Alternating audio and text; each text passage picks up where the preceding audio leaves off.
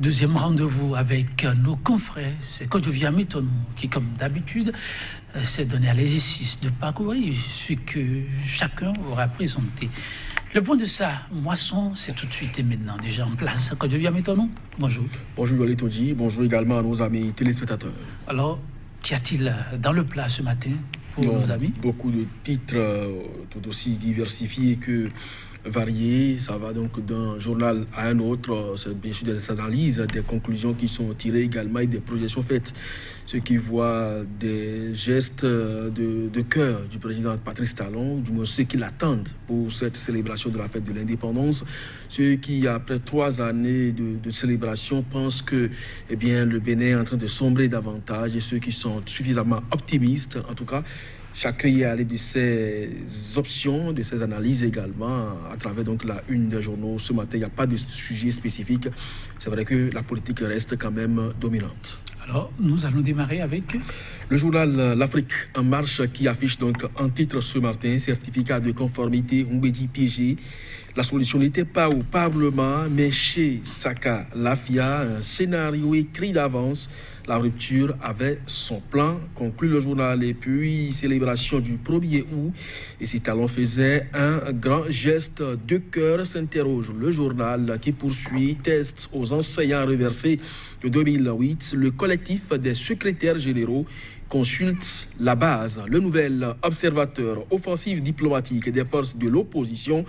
Les lettres au président et au premier ministre de l'Inde. Dénonciation d'un parlement de l'exclusion. 59 ans d'indépendance du Bénin. Une célébration sur fond de crise. Et puis, à l'église Saint-Sulpice de Paris, Sébastien Germain Adjabon rend hommage à Marcel de Souza. Bilan de la participation du Bénin à la CAN 2019. Et Siomeki disait la vérité au peuple. Résistance contre le pouvoir de la rupture. Des taupes dans l'opposition. Le pays émergent. Non-respect des engagements du chef de l'État, ce que Patrice Talon avait dit de Sébastien Adjabon avant son arrivée au pouvoir. Plus de 3 ans après, la déception est totale. Promesses non tenues. Les hommes d'affaires sont contraints à l'exil, des emplois supprimés tout simplement. Et puis, guerre de sécession au sein du Conseil national des supporters du Bénin.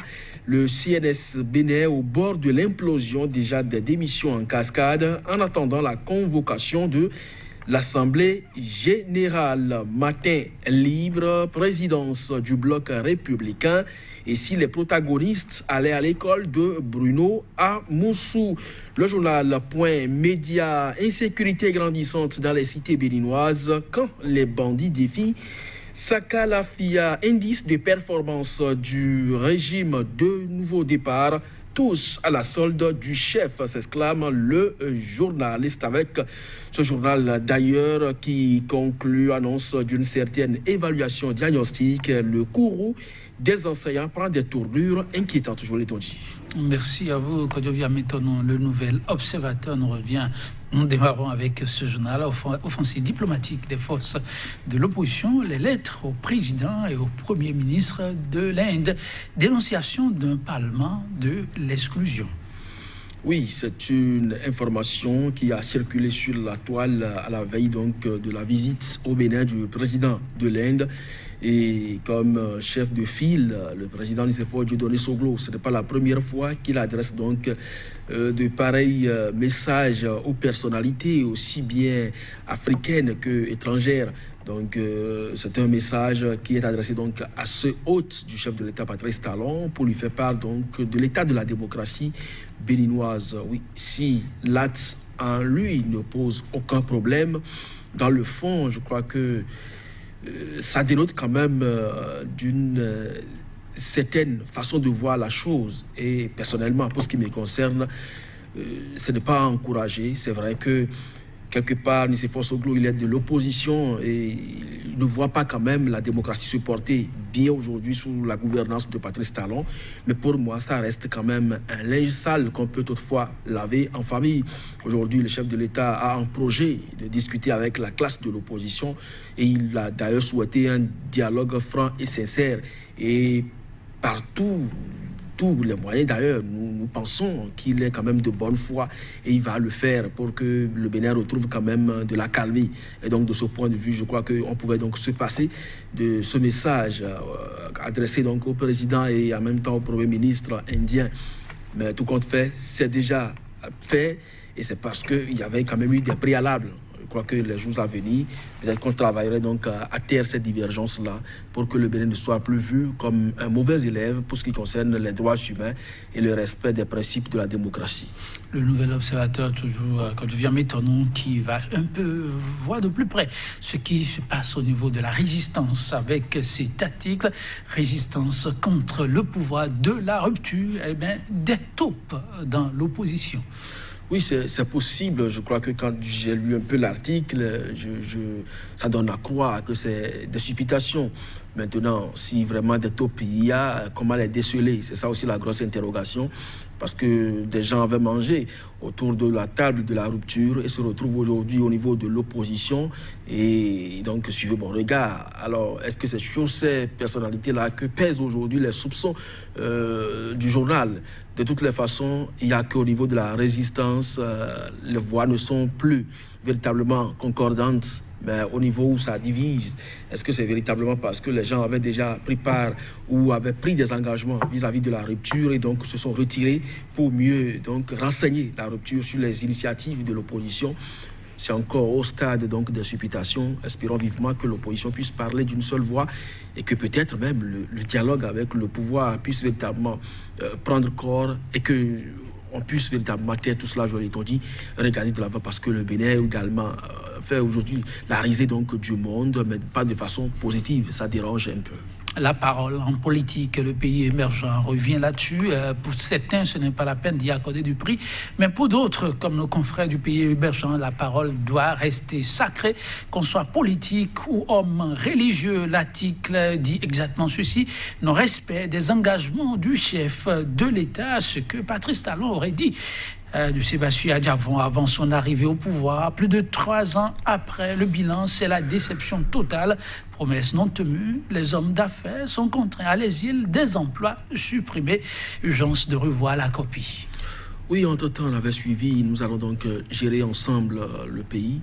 Et donc, Sébastien Adjavon, c'est un opérateur économique, un créateur d'emplois, un contributeur à la richesse nationale. Et donc, celui-là, à côté donc, de ma personne, je crois que ça fera donc un bon duo pour l'émergence du Bénin. Mais malheureusement, ce n'est pas ce à quoi nous assistons aujourd'hui. Ça doit pouvoir donc déranger et ce devoir de mémoire, c'est important quand même pour rappeler à nos dirigeants que la parole doit rester donc quelque chose de sacré. Maintenant, ce n'est pas le cas aujourd'hui et c'est pour ça, encore une troisième fois, je le rappelle vivement, que cette fois-ci, le dialogue souhaité, sincère et franc puisse l'être pour que véritablement ceux qui sont aujourd'hui à l'exil, vous avez parlé de l'esprit de la conférence nationale, il a fallu donc que des hommes fassent de grands sacrifices pour que ceux qui étaient entre-temps en exil puissent rentrer au pays, pour que cette conférence nationale ait lieu, pour que le Bénin prenne véritablement langue avec l'histoire et que cela puisse durer au moins 29 ans.